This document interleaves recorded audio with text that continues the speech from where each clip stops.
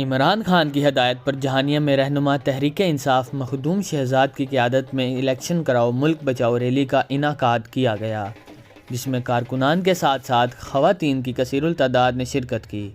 Rally کے شرکاء نے تحریک انصاف اور عمران خان کے حق میں نعرے مارے، ڈھول کی تھاپ پر رقص بھی کیا گیا۔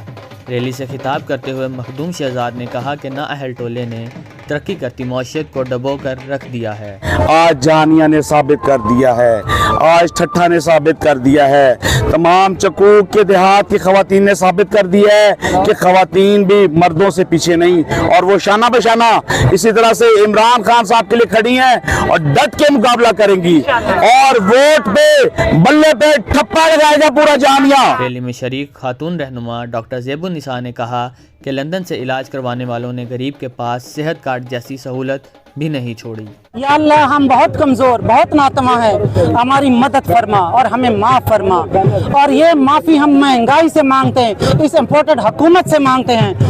ہماری معیشت کا بیڑا غرق کر دیا گیا ہے۔ اگر کسی قوم کو برباد کرنا ہے، اس کی اخلاقیات، اس کی ہر چیز برباد کرنی ہے، اسے بھوکا کر دو۔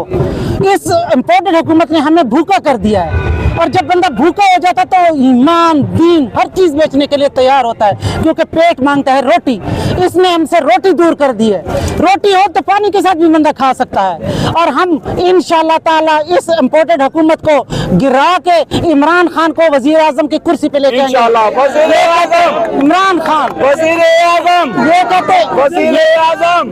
یہ کہتے ہیں ہم عمران خان کو جیل بھیجیں گے۔ جیل نہیں جی، وہ سیدھا وزیر اعظم ہاؤس جائے گا انشاءاللہ۔ 2 کلومیٹر طویل ریلی ٹھٹھا صادقآباد سے شروع ہو کر پنجو پل سے ہوتی ہوئی واپس پل 132 پر پہنچ کر اختتام پذیر ہوئی، جس میں کاروں، بسوں کے ساتھ ساتھ پیدل افراد بھی شامل تھے۔